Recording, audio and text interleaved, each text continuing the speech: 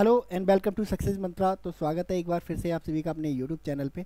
तो today on 23 जनवरी 2025 India is celebrating our 128th birth anniversary of a true legend, true inspiration, true youth icon, true legend the Subhash Chandra Bose. Subhash Chandra Bose के बारे में अगर बात करें तो बुकों के चैप्टर कम पड़ जाएंगे और डिस्कस करने के लिए वीडियोज़ के आवर्स कम पड़ जाएंगे। तो आज सुभाष चंद्र बोस के बर्थडे पे हम उनके 10 ऐसे फैक्ट के बारे में जानेंगे जिसके बारे में दुनिया और देश के लोग बहुत कम जानते हैं। तो चलिए शुरू करते हैं। बात करें अगर सुभाष चंद्र बोस की अर्ली लाइफ की, तो सुभाष चंद्र बोस का जो जन्म है, बर्थ है, वो 23 जनवरी 1897 को कटक, जो कि आज उड़ीसा में है, तो उड़ीसा के कटक में हुआ था। एक अपर मिडिल क्लास फैमिली, एक रिच फैमिली से बिलोंग करने वाले सुभाष चंद्र बोस एजुकेशन में बहुत ही अच्छे थे एंड वो जाते हैं, ब्रिटेन जाते हैं पढ़ने के लिए एंड आईसीएस का एग्ज़ाम देते हैं, उसे क्रैक करते हैं। तो बहुत सारे इनके बारे में फैक्ट है। तो चलिए बारी बारी इन चीज़ों को डिस्कस कर लेते हैं, इन फैक्ट्स को। तो सबसे पहला फैक्ट सुभाष चंद्र बोस के बारे में, Subhash Chandra Bose was one of the youngest president of Indian National Congress. Indian National Congress जो 1885 में बनी थी, उसके यंगेस्ट प्रेसिडेंट बने सुभाष चंद्र बोस। और कितनी एज थी जिस समय पे ये प्रेसिडेंट बने कांग्रेस के? He was just 41 year old and 1938 में, ठीक है, ये कांग्रेस के प्रेसिडेंट बनते हैं। और इनके टेन्योर में जो कांग्रेस है वो अपने बोल्ड आइडियाज़ के लिए, प्रोग्रेसिव विजन के लिए और जो इंडिया का जो फ्यूचर है उसके लिए जो प्लानिंग होती है उसके लिए जाना जाता है इनका टेन्योर। बात करें अगर सेकंड फैक्ट के बारे में, तो सुभाष चंद्र बोस एक सिविल सर्विस के टॉपर थे। तो जितने भी यूपीएससी करने वाले एस्पिरेंट है या जो नियर फ्यूचर यूपीएससी करने वाले हैं, तो उनके लिए भी एक इंस्पिरेशन है। फर्स्ट अटेम्प्ट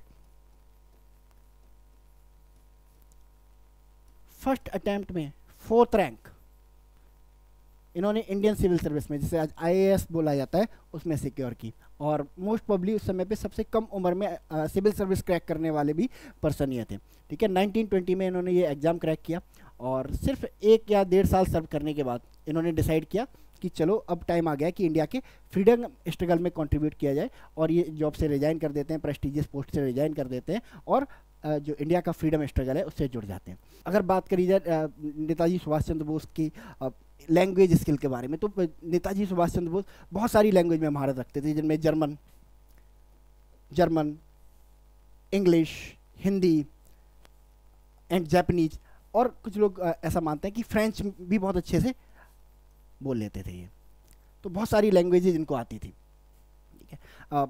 1943 इंडिया छोड़ के बाहर निकल जाते हैं, देन जर्मनी जाते हैं, जर्मनी से जापान जाते हैं और जापान जाके ये आज़ाद हिंद फौज, ठीक है, इंडियन नेशनल आर्मी, उसका गठन करते हैं 1943 में, to fight against British colonial rule, ठीक है। इसके अलावा एक आइकॉनिक स्लोगन देते हैं जय हिंद का, give me blood I will give you the freedom, ये भी इनका एक स्लोगन है। इसके अलावा ये पहले ऐसे इंडियन लीडर हैं, ठीक है, जिन्होंने इंडिया की आज़ादी के लिए इंटरनेशनल सपोर्ट गेन करने की कोशिश की। जर्मनी गए, हिटलर से मिले, इटली गए, मुसोलिनी से मिले, जापान गए, वहाँ जो मिलिट्री कमांडर्स हैं उनसे सपोर्ट मांगा इंडिया की फ्रीडम के लिए। तो ऐसा करने वाले, ऐसा विजन उस टाइम पे रखने वाले मोस्ट प्रोबेबली पहले पर्सन थे, पहले फ्रीडम फाइटर थे ये, ठीक है। इसके अलावा 1943 21 अक्टूबर 1943 को, ठीक है, सुभाष चंद्र बोस ने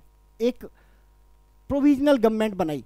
कहाँ पे बनाई? सिंगापुर में बनाई, ठीक है, और खुद को लीडर डिक्लेयर किया। तो आज की जो करंट गवर्नमेंट है, जो बीजेपी लेड गवर्नमेंट है, अगर उनसे ये क्वेश्चन पूछा जाए कि who was the first prime minister of India, तो इनका आंसर नेताजी सुभाष चंद्र बोस होता है। और एक मायने में ये सही भी है, ठीक है। उस टाइम पे जाना एंड आज़ाद हिंद फौज बनाना, फिर एक प्रोविजनल गवर्नमेंट फॉर्म करना इंडिया के बाहर एंड उसका हेड बनना, तो एक मायने में the first prime minister of India was the Netaji Subhash Chandra Bose, ठीक है। इसके अलावा बहुत कम लोग ये बात जानते हैं कि नेताजी को नोबेल प्राइज़ के लिए भी नॉमिनेट किया गया था, और किस फील्ड में? पीस के फील्ड में। तो 1937 में नेताजी सुभाष चंद्र बोस को नोबल पीस प्राइज के लिए भी नॉमिनेट किया गया। क्यों नॉमिनेट किया गया? क्योंकि नॉन वायलेंस के थ्रू कॉलोनियल रूल को ख़त्म करने के लिए, इनके एफर्ट्स को रिकॉग्नाइज करने के लिए इन्हें 1937 में नॉमिनेट किया गया था for the Nobel peace prize. ठीक है, इसके अलावा वुमेन एम्पावरमेंट के बहुत बड़े सपोर्टर थे। ठीक है, जब इन्होंने INA बनाई, आज़ाद हिंद फौज बनाई, तो उसमें बहुत सारी रेजिमेंट बनाई, जिसमें से एक रेजिमेंट थी झांसी, रानी ऑफ झांसी रेजिमेंट, जिसमें सिर्फ किसको रिक्रूट किया जाता था, किसको रखा जाता था? फीमेल्स को रखा जाता था। तो आज हमारी इंडियन आर्मी में आपको वियरली वुमेन्स देखने को मिलेंगी। अब पिछले 10 सालों में रिक्रूटमेंट बहुत ज़्यादा बढ़ गई है फीमेल्स की, उससे पहले नहीं किया जाता था फीमेल्स को रिक्रूट, है ना। ऐसे में 1943 में इस तरह का विजन रखने वाले कि फीमेल्स को ना सिर्फ बराबरी का दर्जा दिया, ठीक है, उन्हें कॉम्बैट रोल में, है ना, आर्मी में रिक्रूट किया। तो उस समय ऐसी सोच रखने वाले सुभाष चंद्र बोस ही थे। ठीक है, तो इनको ऑनर देने के लिए, ठीक है, इनके जो कंट्रीब्यूशन है कंट्री के लिए, इनके जो सेक्रीफाइस है कंट्री के लिए, उनको रिकॉग्नाइज करने के लिए ईयर 2021 में जो करंट गवर्नमेंट है, उन्होंने इनके बर्थडे यानी कि 23 जनवरी को रिकॉग्नाइज किया एज द पराक्रम दिवस इन द ईयर 2021। तो पराक्रम दिवस के रूप में इनके बर्थडे को मनाया जाता है। तो ये रही सुभाष चंद्र बोस के बारे में एक बेसिक इन्फॉर्मेशन। आई होप आप सबको पसंद आई होगी और आप सबको इंस्पायर करेगी, चाहे आपको UPSC एस्पिरेंट बनना हो, UPSC क्वालिफाई करना हो, या एक ब्राइट स्टूडेंट बनना हो, या फिर आपको एक एक्टिविस्ट ही क्यों ना बनना हो, हर पाथ पे आपको गाइडेंस देते हैं नेताजी सुभाष चंद्र बोस और उनकी लाइफ। तो इस वीडियो में हम लोग इतना ही रखते हैं। So thank you so much and God bless you all.